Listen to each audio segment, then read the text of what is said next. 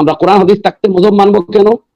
কোরআন হাদিস থাকতে মযহব মানবো এই জন্য যে কোরআনে করিম বলে দিয়েছে, যেখানে কোরআন থেকে স্পষ্ট হুকুম তুমি বের করতে পারবে না, হাদিস থেকে স্পষ্ট হুকুম তুমি পাবে না, সেখানে ওই সমস্ত লোকের কাছে যাও যাদের ইস্তেমবাদ ক্ষমতা রয়েছে। এবং সারা পৃথিবী একমত যে ওই প্রচলিত 4টি মযহবের প্রতিষ্ঠাতা যে 4 জন ইমাম, আবু হানিফা আন-নুমান, ইমাম মুহাম্মদ বিন ইদ্রিস আশ-শাফিঈ, ইমাম মালিক ইবনে আনাস এবং ইমাম আহমদ বিন মুহাম্মদ বিন হাম্বল আলাইহিমুর রাহমা, ওরা 4 জন সারা বিশ্ব স্বীকৃত মুস্তাহিদে মুতলাক।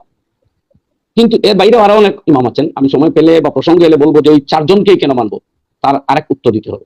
এর বাইরেও ইকরামা, আলকামা, তারপরে আব্দুল্লাহ বিন মুবারক, সুফিয়ান আস-সাউরি, সুফিয়ান ইবনে উয়াইনা, লাইস বিন সাদ, অসংখ্য ইমাম আছেন। অনেক ইমাম মালিকের সমপর্যায়ের, কেউ ইমাম আবু হানিফার সমপর্যায়ের, যেমন কাতাদা বা ওই জাতীয় ইমামগণ, শুআবা ইবনুল হাজ্জাজ, ইমাম শাফি প্রমুখ ইমাম, ইমাম মালিক, ইমাম শাফি এবং ইমাম আহমদ ইবনে হাম্বলের সমকক্ষ অনেক আছেন, অনেক থেকে বাড়িয়ে আরো কিছু। তথাপি আমরা তাদের অনুসরণ করতে আজকে সামগ্রিকভাবে যাব না, কারণ উল্লেখ রয়েছে কিতাবাদের মধ্যে, আমি সময় পেলে সেদিকে পড়ে যাব। তো মযহব অনুসরণ এই জন্যই করতে হবে যে কোরআন বলে দিয়েছে। আর কেন, আমি আরো সংক্ষেপে বলি। আসলে আমরা কোরআন এবং হাদিসের বাইরে মযহব বা ফুকাহা, মযহব মানেই তো ফিকহ শাস্ত্রবিদদের দ্বারস্থ হওয়া, তা কোরআন হাদিস বোঝার জন্য আসলে কোরআন এবং হাদিস বুঝতে হলে মযহবের দরকার। আমি কথাটা আবার বলি, কোরআন এবং হাদিস যথাযথভাবে উপলব্ধি করতে হলে, অনুধাবন করতে হলে, তার গভীরে পৌঁছাতে হলে এবং সঠিকভাবে তার উপর আমল করতে হলে ফিকহ শাস্ত্রবিদ বা আল্লাযীনা ইস্তামবিতুনাহু, যারা ইস্তেমবাদ ক্ষমতা রাখে, তাদের দ্বারস্থ হতে হবে। এই আমি আয়াত ভিত্তিক আপনাকে বললাম। এরপরে এবারে যাই, যদি আমি হাদিসে যাই, তাহলে হাদিসের কিতাব আপনি খুললে দেখবেন তিরমিজি শরীফে মধ্যে রয়েছে যে হযরতে ইকরামা বলছেন, আন্না আহলাল মাদিনাতি সালু ইবনে আব্বাসিন আন ইমরাতিন তাওয়াফাত সুম্মা হাদাত। আমি শেষ পর্যন্ত বলছি।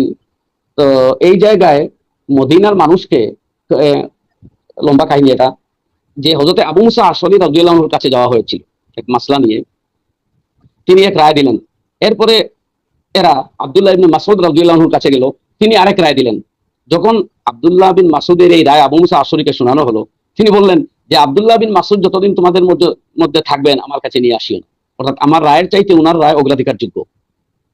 তো এখানে সাহাবায়ে কেরাম আপনি এবং আমার চাইতে কোরআন আর হাদিস অনেক বেশি বুঝতেন, এটা আপনি মানবেন না? মানতেই হবে, না মানলে আর কি করা যাবে। তো সেই সাহাবায়ে কেরামরাও একটা মাসলা নিতে হলে ওই বিষয়ের বিশেষজ্ঞ ইবনে আবু মুসা আশআরীর কাছে গিয়েছিলেন। আর আবু মুসা আশআরী দেখলেন এই বিষয়ে আমার চাইতে আরো বড় বিজ্ঞ হলেন আব্দুল্লাহ বিন মাসউদ, এবং আব্দুল্লাহ বিন মাসউদের রায় শুনে তিনি নিজের রায় উইথড্র করলেন, প্রত্যাখ্যান করলেন।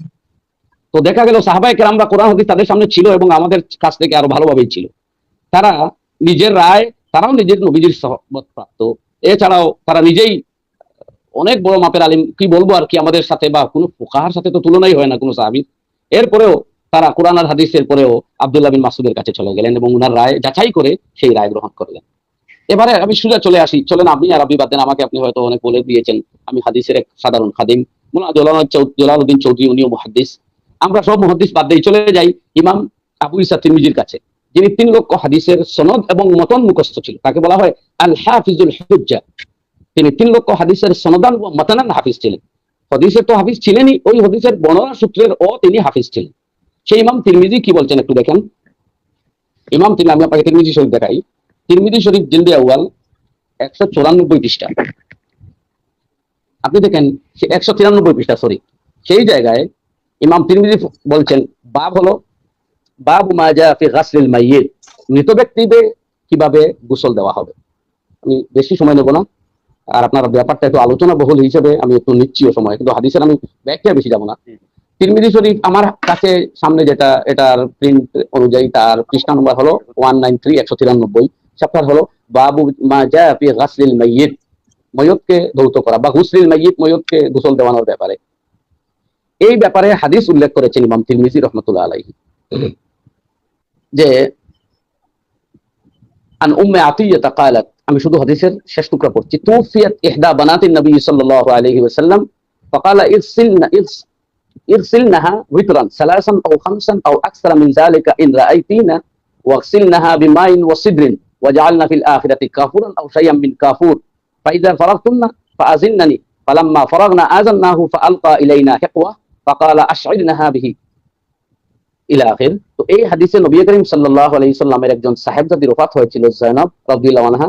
হুজুর গোসল দেওয়ার কথা বলেছিলেন তাকে বেজুর মাত্রা সংখ্যায় ধৌত করো, 3 বার বা 5 বার, আর যদি কোনো কিছু দেখো তাহলে এর চাইতে বেশি, এবং বড়ই পাতা দিয়ে আর পানি দিয়ে গোসল দেওয়াও, আর শেষ মুহূর্তে কাপড় একটু ব্যবহার করো বা এই ধরনের কিছু, আর শেষ হলে পরে আমাকে জানিও।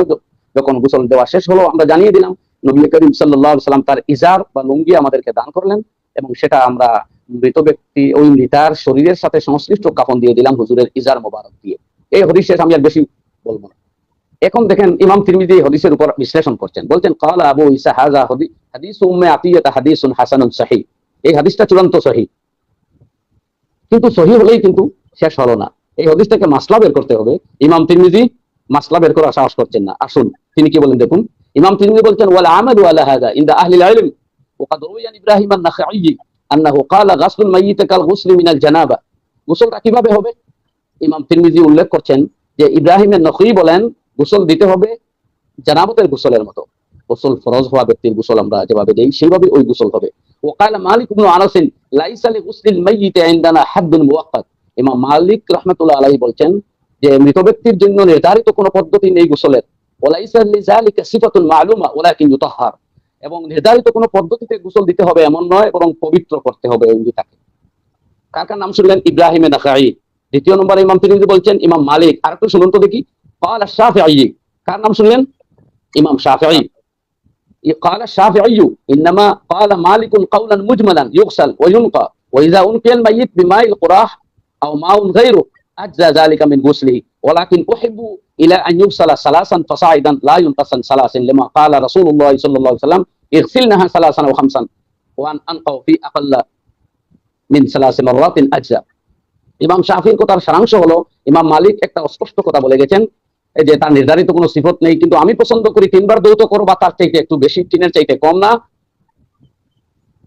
আর যাই হোক, নবী করিম সাল্লাল্লাহু আলাইহি সাল্লাম যে ইনকা বলেছিলেন তার মানে হলো পবিত্র করা, সেটা 5 বার দৌত করে হলেও হোক। এই 3জন ফুকাহার কথা উল্লেখ করলেন ইমাম তিরমিজি, যিনি 3 লক্ষ হাদিসের হাফিজ।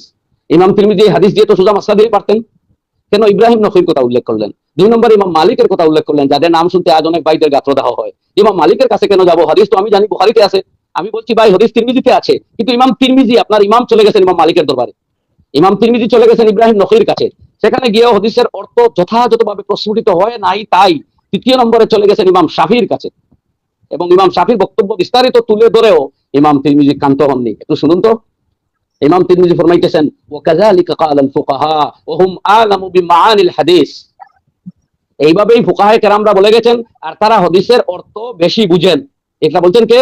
ইমাম তিরমিজি, যিনি 3 লক্ষ হাদিসের হাফিজ। তো ইমাম তিরমিজি 3 লক্ষ হাদিসের কণ্ঠস্থকারী হয়ে আমাদেরকে বলে দিচ্ছেন যে হুম আ'লামু বিমাআনিল হাদিস। আমরা মুহাদ্দিসিনরা হাদিস সনদান আপনাদের কাছে পৌঁছাইয়ে দেই, আর হাদিসের অর্থ ফুকাহায়ে কেরামরা আ'লাম বেশি বুঝেন। তাই ফুকাহায়ে কেরামদের ইমাম হচ্ছেন ইমামুল আইম্মা ইমামে আযম আবু হানিফা। এই জন্য আমরা হাদিসের অর্থ ভালোভাবে বুঝার জন্য ইমাম আবু হানিফার কাছে যাই। জি জাযাকাল্লাহ। তাই আপনি যদি আরো আমার কথা একটু শুনেন, আরেকজন নাম রয়েছে, উনি তো হইলেন ইমাম আহমদ। নাম তো শুনলেন না। একই হাদিসে আমি 4 জনের নাম আপনাকে বলছি, একই হাদিসের মধ্যে 4 জনের নাম শুনুন। এরপরে ওয়াকাল আহমদ ওয়া ইসহাক ওয়া তাকুনাল গাসলাতু বিমাইন ওয়া সিদরিন ওয়া ইয়াকুনু ফিল আখিরাতি শাইউন মিনাল কাফুর। রয়েছিল ইমাম আহমদ, এই নামটা ইমাম তিরমিজি ওই একই চ্যাপ্টারে নিয়েছেন। যে ইমাম তিরমিজি আহমদ এবং ইসহাক বলেছেন যে কাফুর বা কর্পূর 4র্থবারে ব্যবহার করবে। দেখলেন একই হাদিস চূড়ান্ত সহিহ। ইমাম তিরমিজি বলছেন হাসানুন সহিহ, এবং সেই হাদিসের অর্থ অনুধাবনের জন্য 4 ইমামের নাম নিয়েছেন, 5-6 জনের নাম নিয়েছেন। আরো আপনাকে একটা কথা আমি বলবো, এখন আমি কিতাব এবারও তবুও তুলে ধরছি না, রয়েছে এই কিতাবেই রয়েছে। ইমাম তিরমিজি যখন সনদের কোনো আলোচনা হয় তখন বলেন কি জানেন? এই কিতাবে রয়েছে আমার তিরমিজি, আমি তিরমিজি শরীফ বহু বছর পড়িয়েছি আলহামদুলিল্লাহ। ইমাম তিরমিজি এক হাদিসের মধ্যে তাহারতের চ্যাপ্টারে একটা হাদিস এনেছেন, বাবু মা ইয়াকুলু ইজা দাখালাল খালা, বাইতুল খালা ঢোকার সময় আপনি কোন দোয়া পড়বেন। এই হাদিস ইমাম তিরমিজি উল্লেখ করেছেন, আমি পড়ি। আন আনাস রাদিয়াল্লাহু ইবনে মালিক, পুরো হাদিসটা পড়ে নেই। بالسند المتصل منا الى الامام الترمذي انه قال حدثنا قتيبة وحناد قال حدثنا وكيع عن شعبة عن عبد العزيز بن صهيب عن انس بن مالك رضي الله تعالى عنه انه قال كان النبي صلى الله عليه وسلم اذا دخل الخلاء قال اللهم اني اعوذ بك. قال شعبة وقد قال مرة اخرى اعوذ بالله من الخبث والخبيث او قال الخبث والخبائث. وفي الباب عن علي وزيد بن ارقم وجابر وابن مسعود رضي الله تعالى عنهم.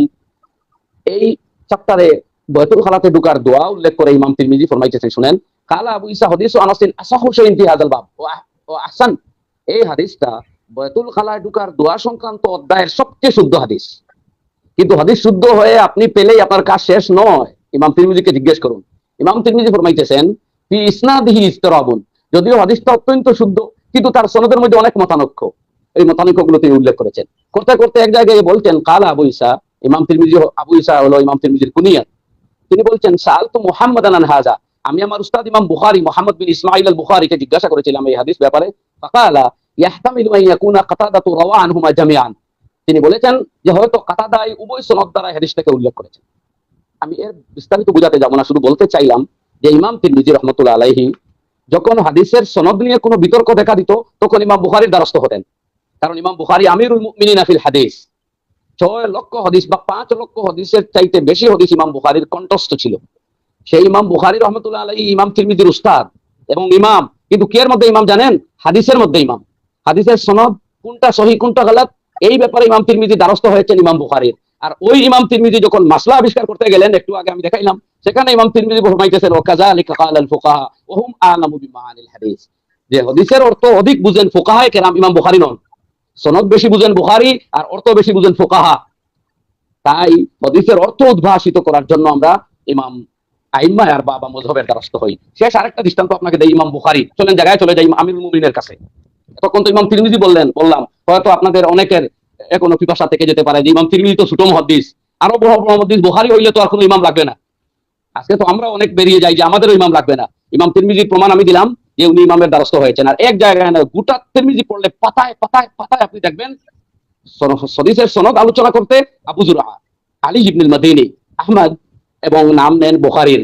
আর যখন মাসলা আসে, ও হুয়া কওলু শাফিঈ ওয়া আহমদ ইসা, ও হুয়া কওলু মালিক ইবনে আনাস, ও হুয়া কওলু সুফিয়ান আস-সাউরি, ও হুয়া কওলু ইবনুল মুবারক, ও হুয়া কওলু আহলিল কুফা, অর্থাৎ আবু হানিফা। তো ইমামে তিরমিজি মাসলা আবিষ্কার করতে ফুকাহার নাম নেন, আর সনদের বিচার করতে ইমাম বুখারী, আবু যুরআ প্রমুখের নাম নেন। এবার খুদ ইমাম বুখারী কি করেন একটু দেখেন। এইটা বুখারী শরীফ। বুখারী শরীফে 37 নম্বর পৃষ্ঠা আমার কাছে যেটা আছে, এবং বাব নম্বর 68 নোট করবেন।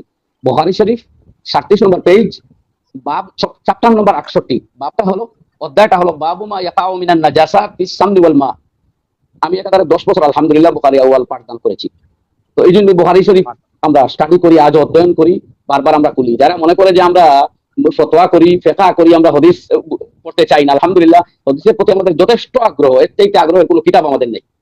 আমরা আকায়ে নামদার সাইয়্যিদুল মুরসালিন আলাইহিস সালাতু ওয়াস সালামের হাদিসকে সবচেয়ে মুহাব্বতের সাথে গ্রহণ করি কোরআনে কারীমের পরে। তো বাবু মা ইয়াকাউ মিনান নাজাসাত ফিস সামনি ওয়াল মা, এই চ্যাপ্টারের মাসলা হলো ঘি বা পানির মধ্যে যে সমস্ত নাপাক বস্তু পতিত হয়, এই হলো মাসলা। ইমাম বুখারী ফরমাইতেছেন, ওয়াকালা যুহরিয়্যু লা বাসা বিল মায়ে মা লাম ইউগাইয়িরহু তা'মুন আও রিহুন আও লাউন।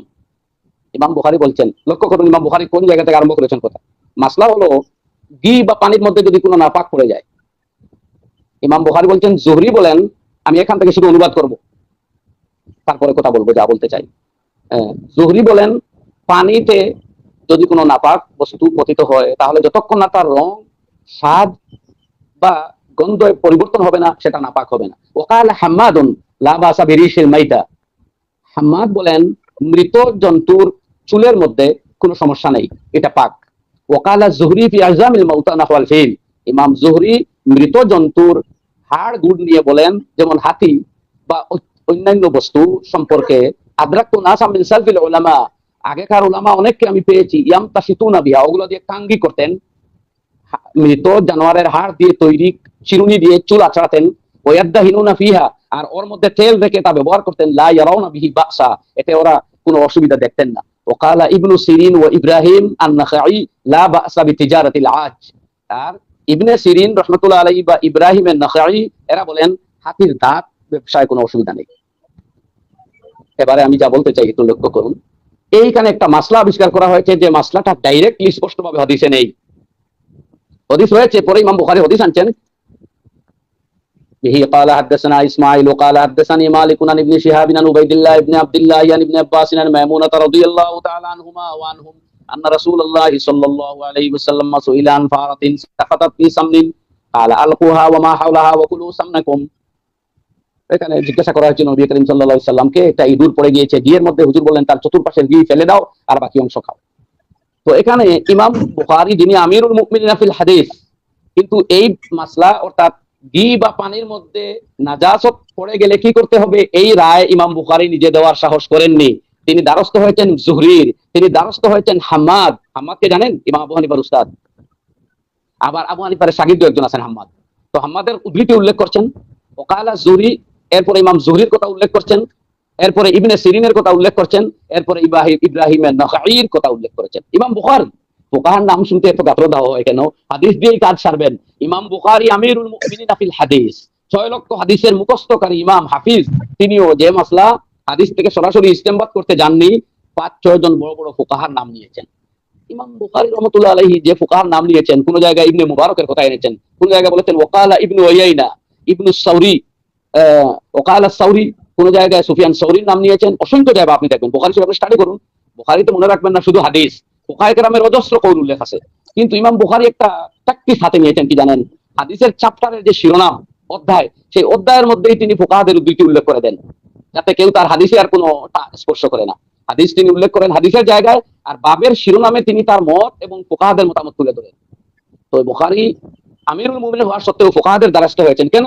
ইমাম তিরমিজি তা বুঝে দিয়েছেন যে ওহুম আ'লামু বিমাআনিল হাদিস, ফুকাহায়ে কেরাম হাদিসের মানা বেশি বুঝেন। ইমাম বুখারীও তা প্রত্যক্ষে পরোক্ষে স্বীকৃতি দিচ্ছেন। তিনি নিজে সেই হাদিসের অর্থ তুলতে যাননি, ফুকাহাদের আশ্রয় নিয়েছেন। হ্যাঁ, তিনিও মুস্তাহিদে মুতলাক ছিলেন। ইমাম বুখারী একমাত্র, আর ইমাম আবু দাউদ মুস্তাহিদ ছিলেন। কিন্তু ইমাম বুখারীর ফিকহটাও পৃথিবীতে রাইজ হয় নাই। ইমাম বুখারী কিন্তু সর্বসম্মত মুস্তাহিদে মুতলাক ছিলেন। কিন্তু ইমাম দুর্ভাগ্যবশত ইমাম বুখারীর হাদিসে যেভাবে সর্বসম্মত ইমাম, ফিকহাতে তিনি সেইভাবে সর্বসম্মত ইমাম হননি। তার সবচেয়ে বড় দলিল হলো তার সবচেয়ে অনুগত শাগির্দ হলেন ইমাম তিরমিজি। ইমাম তিরমিজি তিরমিজি শরীফের এক জায়গায় ইমাম বুখারীর নাম কোনো মাসলার জায়গায় নেননি। তাহলে আমরা বুঝলাম ইমাম তিরমিজি ও ইমাম বুখারীকে মাসলা বা ফিকহার ইমাম মানেননি, হাদিসের ইমাম মেনেছেন। তাই সনদ এলেই ইমাম বুখারীকে ফয়সাল হিসাবে মেনে নিয়েছেন। সুতরাং আমরা আগের কথা আবার যাই, আমরা ফিকহ, আমরা আইম্মা বা মযহবের কাছে যাই হাদিস এবং কোরআনকে ভালোভাবে বুঝার জন্য। আর আল্লাহ তাআলা তা বলে দিয়েছেন লা আলিমাহুল্লাযীনা ইস্তামবিতুনাহু, যাদের ইস্তেমবাদ ক্ষমতা আছে তাদের কাছে যাও, তারা বুঝবে। আতিউল্লাহ ওয়া আতিউর রাসূল, আল্লাহ আল্লাহর রাসূলকে মানো, এখানেই তো শেষ। তারপরে কিন্তু বলছেন ওয়া উলিল আমরি মিনকুম, উলিল আমরদের কাছেও যাও। তো এইভাবেই আমরা আসলে কোরআন এবং হাদিস অনুযায়ী নিজের জীবনকে যথাযথভাবে পালন করার জন্য, নিজের লাইফকে কোরআন হাদিস অনুযায়ী গড়ে তোলার জন্যই আমরা তার প্রায়োগিক শাস্ত্র ফিকহের দ্বারস্থ হই। ফুকাহা আমাদেরকে কোরআন হাদিস থেকে বাইরে নিয়ে যাননি, কোরআন হাদিসের সঠিক মর্ম উপলব্ধি করে তদানুযায়ী আমল করার কথা বলে দিয়েছে। এরপরে প্রশ্ন আছে, জানি না আপনি করবেন কিনা, করলে আমি উত্তর দিব যে তাহলে এই 4 মযহবকেই মানতে হবে কেন, আর যে কোনো একটাকে মানতে হবে না? যদি এটা পরে আসে প্রশ্ন, তাহলে আমি উত্তর দিব, আর যদি নাও আসে তো অন্যদিন বা আজকের দিন সুযোগ দিবেন, আমি বলবো ইনশাআল্লাহ। জি ইনশাল্লাহ ইনশাল্লাহ, হয়তো আবার আপনার কাছে আসবো। তো আমরা এখান থেকে এটাই বুঝতে পারলাম সম্মানিত দর্শক শ্রোতা, যে মুহাদ্দিসিনে কেরাম যারা ছিলেন, ইমাম বুখারী বলেন, ইমাম মালিক বলেন, এরপর ইমাম তিরমিজি বলেন, নাসাই, ইবনে মাজাহ, আবু দাউদ, যারাই ছিলেন না কেন, সব নির্দিষ্ট কোনো না কোনো মাযহাবের দিকে, কোনো না কোনো মাযহাবকে ফলো করতেন। অর্থাৎ ওনারা নিজেরাই কিন্তু রায় দেন নাই। আর আমরা যাদেরকে অনুসরণ করতেছি, বা ইমাম আবু হানিফা যারা মুজতাহিদ, যারা, তারা অবশ্যই মুহাদ্দিস থাকেন, সাথে সাথে ফুকাহা থাকেন গিয়া। অর্থাৎ তারা প্রথমে হাফিজুল হাদিস, এরপরে ওনারা ফুকাহা হন। আর দ্বিতীয় হচ্ছে গিয়া, আমরা যাকে অনুসরণ করতেছি, যেখানে আমরা ভারতবর্ষের লোকেরা ইমাম আবু হানিফাকে ফলো করি, বা শুধু ইমাম আবু হানিফা, ব্যক্তিগত ইমাম আবু হানিফা রাহিমাহুল্লাহকে ফলো করি না। ওনার ইমাম, আমাদের হানাফি মাযহাবের বিভিন্ন ফিকহের কিতাবগুলোতে আমরা দেখি যে বিভিন্ন ক্ষেত্রে আমরা ওনার ছাত্রদের, সাহেবাইনদের কথা মানি। তো কারণ হচ্ছে গিয়া, এরপরে ইমাম আবু হানিফা রাহিমাহুল্লাহ থেকে আমরা আমাদের মযহবে হানাফির অনুসরণ করি। যে মাযহাবে হানাফি মযহবের অনুসরণ। হানাফি মাযহাবের অনুসরণ করে, কিন্তু বিভিন্ন রায়ের ক্ষেত্রে আমরা অনেক ক্ষেত্রে সাহেবাইনদের, অর্থাৎ ইমাম ইউসুফ, ইমাম মুহাম্মদ, অনেকের কল আমরা গ্রহণ করতে, অর্থাৎ ব্যক্তিগত আমরা সব কাউকে মিলিয়ে মানি না। কারণ মযহবে আল্লাহ, হানাফি। জি, আল্লাহ আদেশ করেছেন আমাদেরকে মাযহাব মানার জন্য। এটাই আমরা বুঝতে পারলাম যে কোরআনে বলা হয়েছে, হাদিসে বলা হয়েছে, মুহাদ্দিসিনে ইকরামও গিয়েছেন ফুকাহাদের কাছে, ফুকাহাদের দ্বারস্থ হতে। আর ইমাম আবু হানিফা, যেহেতু আমাদের এই উপমহাদেশে, হুজুর আগে বলেছিলেন যে আতিউল্লাহ ওয়া আতিউর রাসূল ওয়া উলিল আমরি মিনকুম, উলুল আমরের আনুগত্য করার জন্য, উলুল আমরের আনুগত্য করার জন্য মুফাসসিরগণ ওয়াজিব বলেছেন, ওয়াজিব করে দিয়েছেন আল্লাহ, যে উলুল আমরের আনুগত্য করতে হবে। তো এই উপমহাদেশে, হুজুর ভারত উপমহাদেশে, পাকিস্তান বলেন, বাংলাদেশ বলেন, এখানে ইসলাম আসার সাথে সাথে কিন্তু হানাফি মাযহাব অনুযায়ী আমল চলতেছে। একটু আগে আপনি উল্লেখ করেছেন যে সাহাবারা বিভিন্ন রায়ে, যেমন কুফার মধ্যে একজন সাহাবারকে অনুসরণ করতেন, তারপর মদিনার মধ্যে একজনের কথা, যায়েদ ইবনে সাবিত, আরো অসংখ্য সাহাবাদের নাম লওয়া যেতে পারে, যে ওনারা এক এক সাহাবী এক এক জায়গার মধ্যে ফুকাহা ইকরাম ছিলেন, তাদেরকে জিজ্ঞাসা করে তারা আমল করতেন। এরপরে ইমাম আবু হানিফা রাহিমাহুল্লাহ, আমরা যাকে অনুসরণ করছি, তাকে যুগ যুগ ধরে অনুসরণ করা হচ্ছে, তাকে সার্টিফাই করা হয়েছে, ভেরিফাই করা হয়েছে, এরপরে এই উম্মতের লোকেরা অনুসরণ করে আসছে। কিন্তু আজকে তারা বলতেছে আমাদেরকে যে না, মাযহাব মানতে হবে না। এরপরে দেখেন হুজুর হাদিস, এই যে আপনি হাদিসের কথা বললেন, এখানে হাদিসের সহিহ, জয়ীফ, মওযু, মাশহুর, এই হাদিসের যে উসুলুল হাদিস বা রিজাল শাস্ত্রের, এগুলা কিন্তু কোন হাদিস আল্লাহ রাসূল এসে বলে দেন নাই যে এটা সহিহ। এটাও কিন্তু মুহাদ্দিসিনের ইজতিহাদ হুজুর। আমি যতটুকু আমার গবেষণা অনুযায়ী, আমার কথা অনুযায়ী আমি অবশ্যই জানি অবশ্যই যে এগুলা হচ্ছে মুহাদ্দিসিনের ইজতিহাদ। এখন বিলকুল যারা কারেক্ট। আমাদের এবং এটা তাদের ইজতিহাদ বিদায় মাঝে মধ্যে মতানৈক্য হয়েছে। কোন ইমাম জি এক জি জি হাদিসকে বলেছেন সহিহ, কেউ বলতেন হাসান, কেউ আবার জয়ীফও বলেছেন। একজন সহিহ জি জি বলেছেন, একজন জয়ীফ বলেছেন, এমনটা হয়েছে। জি, হযরত আমি অনেক বলছি এই অজস্র কথাটা। দৃষ্টান্ত। এখন যারা বলতেছে নতুন বলতেছে যে আমরা কোরআন এবং হাদিস ফলো করব। এখন কোন হুম। হাদিসটা আমলযোগ্য, কোনটা মানসুখ বা রহিত হয়ে গেছে, কোনটা এখন বর্তমানে আমলযোগ্য নয়, এই সম্পর্কে আমার ধারণা নাই। আমরা ছোটি দুইটা বই পড়লাম, বুখারীর বাংলা সব এখন তো বাজারে এফএমএতে মিলে, ওইগুলা পড়ে এখন এসে বলতেছে যে না, আমরা ওই মুহাদ্দিসিনের, দেখেন উনি বলতে তাকলিদ করা জায়েজ নয়, তাকলিদ করা হচ্ছে শিরক। আবার উনি কিন্তু মুহাদ্দিসিনের তাকলিদ করতেছে হুজুর। উনি জি কিন্তু জি জি। মুহাদ্দিসিনের তাকলিদ, মুহাদ্দিসিনে এটা কিন্তু কোরআন হাদিসের কোনো দলিলে নাই যে এই বুখারীর যে আপনি প্রথম যে হাদিস ইন্নামাল আমালু বিন, এই হাদিসটা যে সহিহ, এটা কি আল্লাহ রাসূল কখনো কোনো জায়গাতে বলেন নাই এসে যে এই হাদিসটা সহিহ, কিন্তু আমরা মেনে নিয়েছি। আবার ওই মুহাদ্দিসিনের তাকলিদ করে ফুকাহাদেরকে ভুল বলতেছে। এই সম্পর্কে আমরা এবার হযরত মাওলানা জালালউদ্দিন চৌধুরী সাহেব হাফিজাহুল্লাহ, মুহাদ্দিস, আপনার কাছে চলে আসবো যে এই যে উসুল যে যারা বানাইছে, যে মুহাদ্দিসিনের ইজতিহাদ কে মেনে নিয়ে মুহাদ্দিসিনের এই অন্ধ তাকলিদ করে, আর ফুকাহাদের প্রতি যে বিদ্বেষ করা, যে ইমাম আবু হানিফা মাসআলা জানতেন না অথবা হাদিস জানতেন না, অথবা ইমাম আবু হানিফার, এই যে হুজুর আরেকটা কথা বলছিলাম, আমি একটা কিতাবে দেখেছি যে ইমাম আলী ইবনে মাদানী, বা যে কথা বলেছিলেন হুজুরের আগে, আরো অসংখ্য আহ, এটা এক কিতাবের মধ্যে দেখেছি যে হানাফি মাযহাবের যে সনদের দিকে, হাদিসের যত সনদ আপনি একটু বললেন, হাম্মাদ, ইমাম আবু হানিফার উস্তাদ ছিলেন ইব্রাহিম আন-নাখাবী, হাম্মাদ ইবনে আবি সুলাইমান, এরপরে আলকামা, তারপরে আব্দুল্লাহ ইবনে মাসউদ, বা এই যে হাদিসের সনদগুলা, অর্থাৎ হানাফিদেরকে ছেড়ে দিলে, অর্থাৎ হানাফিদেরকে একত্রিত করলে, বাকি যদি হাদিসের সনদগুলো আসে তাহলে জিরোর কোটায় চলে আসবে। আমি যতটুকু জানি, আমার অনুযায়ী যে এটা জিরোর কোটায় চলে আসবে। অর্থাৎ ইমাম বুখারী তো হানাফিদের ছাত্র, কি হুজুর আমি ভুল আপনার বলছি? এই প্রসঙ্গে আমি একটু ইন্টারাপশন করি, একটি করে মাঝখানে জি বলতে যাই, বলেন, মাফ করবেন। জি এটা বলেন, আপনি বললেন জি যে বলেন। হানফি সনদ ছাড়লে সনদ জিরো কোটায় যাবে। এবার এই প্রসঙ্গে আমি একটি কথা বলতে চাই যে বুখারী শরীফের শ্রেষ্ঠত্বর মূল বুনিয়াদ অন্যান্য জিনিসের মধ্যে একটা হলো, বুখারী শরীফে সুলাসি হাদিস রয়েছে 22টা। সুলাসি মানে নবী করিম সাল্লাল্লাহু আলাইহি সাল্লাম আর ইমাম বুখারীর মাঝখানে মাত্র 3টা ওয়াস্তা। এইটাকে হাদিসের সবচেয়ে উঁচু মাকাম দেওয়া হয়, সুলাসি হাদিস। এবং বুখারী শরীফের ফৌকিয়ত এর অন্যতম এক কারণ এটাও যে বুখারী শরীফে 22টা হাদিস রয়েছে সুলাসি, কিন্তু জানেন ওই 22টা হাদিসের 20টি হচ্ছে হানফি উস্তাদ থেকে, 20 জনই মাশাআল্লাহ। হানফি শেখ। জি জি শেখুল জি হাদিস হুজুর, মৌলানা জাকারিয়া রহমতুল্লাহ আলাইহি এবার বলছেন যে বাকি যে দুজন, ওদের মজহব জানা যায়নি, তবে উম্মীদ है कि वो दोनों भी হানফি ही होंगे। বিলকুল। কথা বুঝলেন? যে জি বুখারী জি জি শরীফের যে মূল শ্রেষ্ঠত্বের যে একটা অন্যতম বিষয় হচ্ছে সুলাসি হাদিস হওয়া, সেইটা সেইটাও হানফিদের ভাগ্যে জুটেছে। কথা জি বুঝছেন? হযরত, জি হযরত, জি। সুতরাং এটা তো আপনি ঠিকই বলছিলাম, বলেছেন যে হানফি মাশায়েখগণকে বাদ দিয়ে আর আরো অনেক কথা আছে। হানফিয়া মযহবে মুহাদ্দিসিন আছেন, লগাতের ইমাম ছিলেন ইমাম মুহাম্মদ, ফিকহার ইমাম ছিলেন আবু ইউসুফ, হাদিসের ইমাম ছিলেন আব্দুল্লাহ বিন মুবারক। এইভাবে এক এক পয়েন্টে 40 জন 70 জন ফুকাহাদের একটা কমিটি ছিল, হাদিস, ফিকহ, আদব, লিটারেচার সব নিয়ে আলোচনার পরে তারপরে সিদ্ধান্ত হতো। আর ওই সিদ্ধান্তের নামই হলো জাযাকাল্লাহ। মযহবে হানফি। নট অনলি দ্য কওল of imam Abu Hanifa alone. এগুলো একাই আবু হানিফার কওল নয়, গোটা মযহবে হানফি মানে কখনো আবু হানিফা, কখনো আপনার আবু ইউসুফ, কখনো জুহর, কখনো হাসান বিন জিয়াদ, কোন কোন সময় অন্য মযহবের কওল ও সর্বসম্মতভাবে নেওয়া হয়েছে। হুজুর, ইমাম আবু হানিফা রাহিমাহুল্লাহ কতটা মাসলার ইস্তেমবাদ বা কতটা মাসলার সমাধান দিয়েছেন একটু যদি বলতেন। আমার জানা মতো 82 আছে, 84 আছে, 12 লক্ষ আছে। এর মধ্যে আমি যদি 82 বা 84 ধরি, তো একজন যে ফুকাহার যে এই যে ইয়েগুলা, বা আলবানী সাহেবের মতো তো আর ইমাম আবু হানিফা রাহিমাহুল্লাহ ওই কি বলে নিজে নিজে লেখা জাতির সামনে তো আর উপহার দেন নাই যে তোমরা এগুলা পড়ো আর তোমরা এগুলা বাংলা ছটি মুখল্লিদ বনে যাও, মমতাজ তোমরা তাহলে এখন কি আইয়ো। সমস্ত মুহাদ্দিসিনের উস্তাদ হলেন ইমাম আহমদ, মনে রাখবেন। সমস্ত আল্লাহু মুহাদ্দিসিন, আকবার। ইমাম তিরমিজি, ইমাম বুখারী, ইমাম মুসলিম, ইমাম নাসাই, ইমাম ইবনে মাজাহ, সমস্ত মুহাদ্দিসিনের উস্তাদ হলেন ইমাম আহমদ, যাকে হাকিম বলা হয়, যিনি দুনিয়ার সব হাদিস জানেন অনেকে বলেছেন। সেই ইমাম আহমদের উস্তাদ হলেন ইমাম শাফিঈ। আর ওই ইমাম শাফি বলতেন কি জানেন, যে হামালতু আন মুহাম্মাদিন বকরায় বাঈর মিন ইলমিন, আমি ইমাম আবু হানিফার শাগিরদের শাগির মুহাম্মদের কাছ থেকে 2 উট বুঝাই ইলম অর্জন করেছি। বলছেন কে? ইমাম মাশাআল্লাহ। শাফি। তিনি হচ্ছেন আহমদ ইবনে হাম্বলের উস্তাদ, আর আহমদ ইবনে হাম্বল হচ্ছেন সমস্ত মুহাদ্দিসিনের উস্তাদ। জাযাকাল্লাহ, তাহলে জাযাকাল্লাহ। হানফি মযহব বাদ দিয়ে তো আপনি হাদিসের কথা ভাবতেও পারেন না। ভাবতেই পারেন আরে না। আমার কাছে এখন সময় নাই, আমি যাব না, আপনি দেখবেন সমস্ত মুহাদ্দিসিনের আগেই ফুকাহায়ে কেরাম এসে চলে গেছেন। ইমাম আবু জাযাকাল্লাহ। হানিফার জন্ম 80 হিজরিতে, আর ইমাম বুখারী রহমাতুল্লাহ আলাইহির জন্ম 194 হিজরিতে। জি জি প্রায় জি। 114 বছর পরে দুনিয়াতে এসেছেন।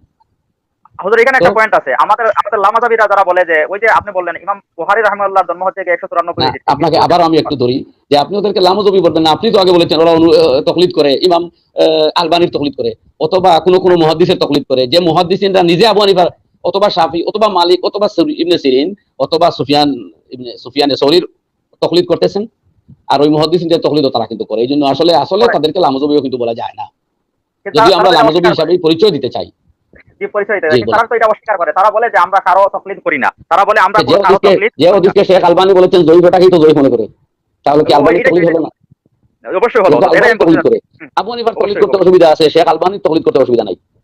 অসুবিধা নাই। এটাই মারাত্মক একটা সমস্যা। তো হযরত মাওলানা জালালউদ্দিন চৌধুরী সাহেব হাফিজাহুল্লাহ, আপনার কাছে চলে আসছি যে বর্তমান সময়ে আমরা যে মাযহাবের গুরুত্ব এবং কতটুকু, এটা একজন মানুষ কি ডাইরেক্টলি কোরআন হাদিস ফলো করে আমল করতে পারবে না মাযহাবের দ্বারস্থ হতেই হবে, এই সম্পর্কে একটু খোলাসা করুন। আমাদের কাছে বেশি সময় নাই। আর আমরা মাত্র 15 মিনিট কথা বলবো, তারপরে আমরা অনুষ্ঠান শেষ করব।